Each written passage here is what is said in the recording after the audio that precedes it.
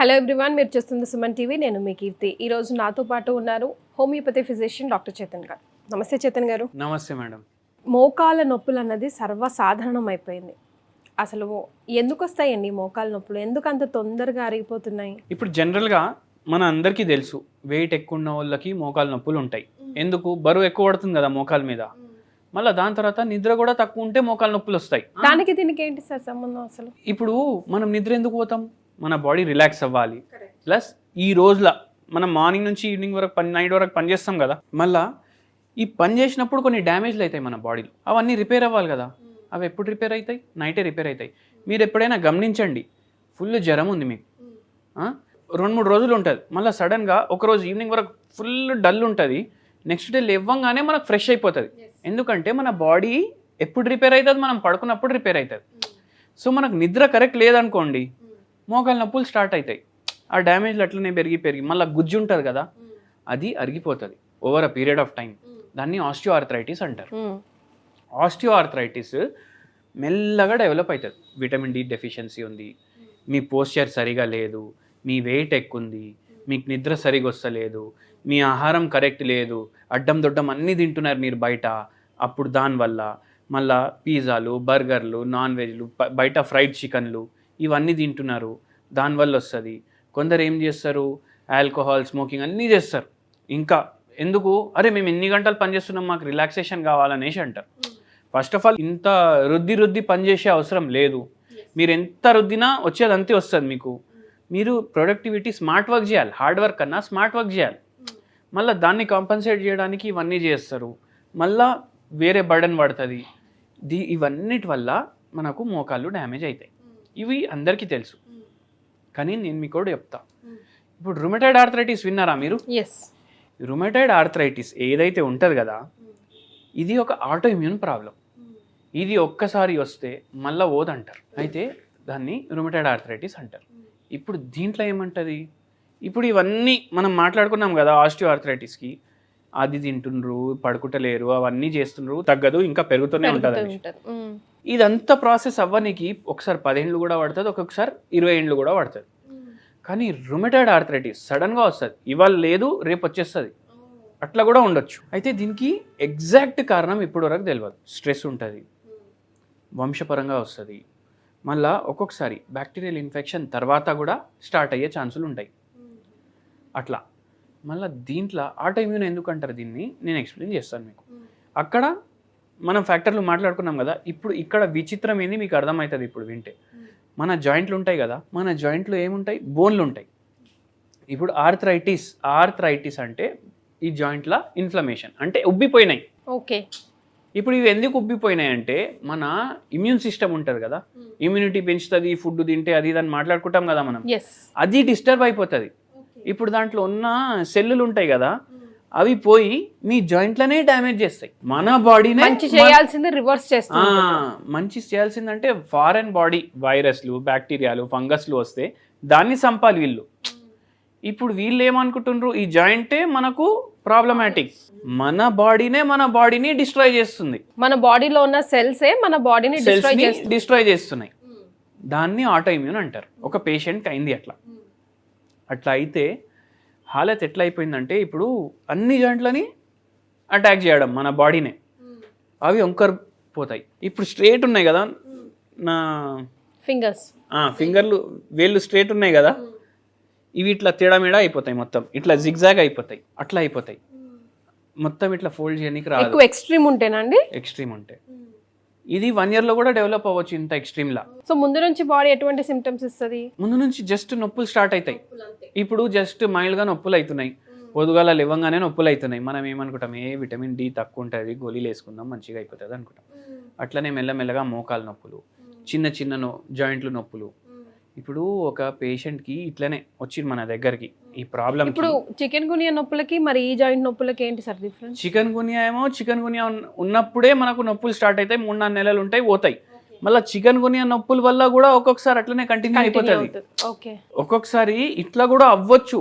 Chicken గునియా నొప్పులు కూడా ఏదో ఆటో ఇమ్యూన్ రోగంలో మారొచ్చు. సో ఇది కూడా అట్లనే ఒక బ్యాక్టీరియల్ ఇన్ఫెక్షన్ తర్వాత కూడా ఇట్లా అవ్వచ్చు. అవ్వచ్చు, ఇట్లనే అవుతుందని నేను అంటాను. పాసిబిలిటీస్ పాసిబిలిటీలు మళ్ళీ వంశపరంగా కూడా ఉంటాయి. అయితే ఒక పేషెంట్కి ఎట్లా ఉండే అంటే ఆమెకి వాళ్ళ అత్త మామ ఫుల్ సతాయించడం, టార్చర్ పెట్టడం. అయితే ఆమెకి భరతనాట్యం అంటే ఫుల్ అంటే ఇష్టం అని ఉండే. ఆమెకి ఈ రోగం వచ్చి అది చేయలేకపోతుంది అనమాట. అయితే మళ్ళా తర్వాత తగ్గినాక మళ్ళీ స్టార్ట్ చేసుకున్నాం. ఇది ఒక్కసారి వస్తే తగ్గదు అంటారు, మన దగ్గర తగ్గిందాం. సో హోమియోపతిలో బెస్ట్ రిజల్ట్స్ ఉన్నాయంటారు. చాలా మంచి రిజల్ట్లు ఉంటాయి. అయితే ఇప్పుడు మనం హోమ్ రెమెడీ కూడా చెప్తాం. హోమ్ రెమెడీతో పాటు మనము హోమియోపతి మందులు కూడా ఇస్తాం. ఇప్పుడు స్ట్రెస్ కూడా ఒక ఫ్యాక్టర్ ఉంటుంది. అయితే ఈ పేషెంట్కి మనం ఏం హోమ్ రెమెడీ చెప్పినాం మీకు చెప్తాను. ఇప్పుడు క్యాలెండ్యులా అనేసి ఒకటి హోమియోపతి మందు వస్తుంది. Calendula mother tincture. ఇప్పుడు మనం ఇంటికాడ డెటాల్ గిటాల్ ఇవన్నీ పెట్టుకుంటాం కదా, దాని బదులు మీరు ఇంట్లో క్యాలెండ్యులా మదర్ టింక్చర్ పెట్టండి. ఓకే. ఇప్పుడు పిల్లోడు ఉన్నాడు మీ ఇంట్లో, పడిపోయిండు, వానికి మోకాలకు దెబ్బ తాకింది, రక్తం వస్తుంది, క్యాలెండ్యులా మదర్ టింక్చర్ తీసుకొని కాటన్ మీద పెట్టి అక్కడ అప్లై చేయండి. మంచిగా అయిపోతుంది అది తొందరగా. ఎందుకు? దీంట్లో యాంటీ ఫంగల్ ప్రాపర్టీలు ఉంటాయి, యాంటీ బ్యాక్టీరియల్ ప్రాపర్టీలు ఉంటాయి, యాంటీ వైరల్ ప్రాపర్టీలు ఉంటాయి, ఇవన్నీ ఉంటాయి.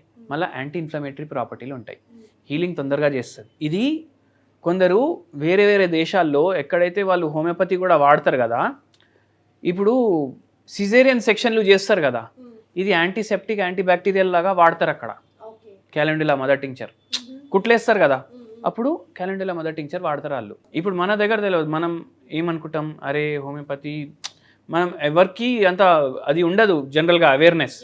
కానీ హోమియోపతి మందులు వేరే దేశాల్లో ఇట్లా కుట్లు వేసేటప్పుడు కూడా వాళ్ళు క్యాలెండ్యులా మదర్ టింక్చర్లు వాడతారు. అయితే అంత స్ట్రాంగ్ ఉంటుంది ఇది. ఇప్పుడు మన దగ్గర డెటాల్ సేవలోని ఎట్లా, ఇప్పుడు దానికన్నా ఎక్కువ పవర్ఫుల్ ఉంటుంది ఇది. అయితే ఇన్ని ప్రాపర్టీలు ఉంటాయి. అయితే ఈ క్యాలెండ్యులా మదర్ టింక్చర్ మనం పిల్లలకైతే అప్లై చేయమని చెప్తున్నాం. ఇప్పుడు విచిత్రమైనది నేను ఒకటి చెప్తా. ఈ క్యాలెండ్యులా మదర్ టింక్చర్ దేంతో చేస్తారు మీకు తెలుసా? క్యాలెండ్యులా పువ్వుతోటి చేస్తారు. క్యాలెండ్యులా పువ్వు అంటే దేన్ని అంటాం యాక్చువల్గా, నేను ఇప్పుడు చెప్తాను మీకు. మనం బంతి పువ్వులు తెస్తామా, అది క్యాలెండ్యులా. ఓ, ఈ బంతి పువ్వులే క్యాలెండ్యులా. దీంట్లో ఎన్ని మెడిసినల్ ప్రాపర్టీలు ఉన్నాయి. మేము మందులు చేసుకోవడానికే వాడుకుంటున్నాం దీన్ని, మనకు తెలియదు. ఈ బంతి పువ్వులు ఏం చేయండి అంటే తీసుకురండి మంచిగా. ఇప్పుడు మనం అప్పడాలు చేసుకుంటాం కదా, అట్లా దీన్ని మొత్తం ఆకులన్నీ చించేసి గ్రీన్ కలర్ది పడేసేయండి. ఇన్ని ఆకులు జమ అవుతాయి కదా, సన్ డ్రై చేసుకోండి. దీన్ని సన్ డ్రై చేసుకోండి. సన్ డ్రై చేసుకొని డ్రై రోస్ట్ చేసుకోండి.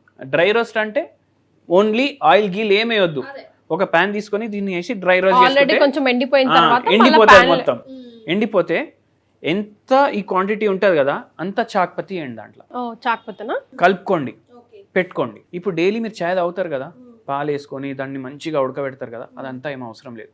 వేడి నీళ్ళు దాంట్లో 1 స్పూన్ ఇది, స్టవ్ ఆఫ్ చేయండి, 2 నిమిషాలు వదిలేసేయండి. చాయ్ కలర్ కూడా వస్తుంది, క్యాలెండ్యులా ఉన్న మెడిసినల్ ప్రాపర్టీలు కూడా వస్తాయి.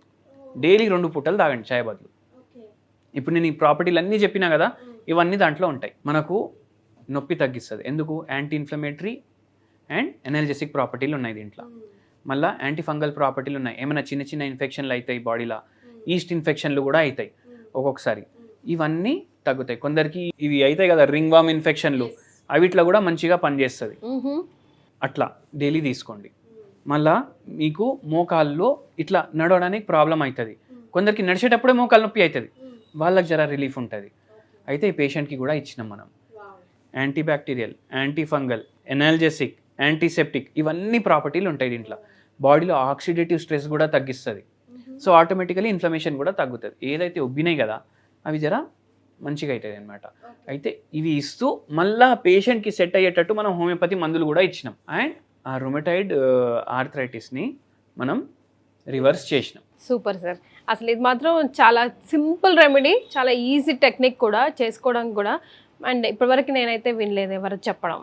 సో మీరు ట్రై చేసి చూడండి, మీకు ఎలా అనిపించిందో కమెంట్ చేయండి. చైతన్య గారు, లైక్ ఫారెన్ క్లయింట్స్కి ఎప్పుడు టచ్లో ఉంటారండి మీరు? How should they approach you? మన నంబర్లు ఉంటాయి కదా, ఫోన్ చేస్తే మనకు ఆన్లైన్కి వేరే టైమింగ్లు ఉన్నాయి, ఆఫ్లైన్కి వేరే టైమింగ్లు ఉన్నాయి. ఓకే. అయితే మనం టైం జోన్ని బట్టి మనము అడ్జస్ట్ చేస్తాం ఉంటారా? అవును, నా వాచ్లో ఎప్పుడు వరల్డ్ టైం కూడా యాక్టివ్ ఉంటుంది అందుకే. Right sir, thank you. Okay madam, thank you.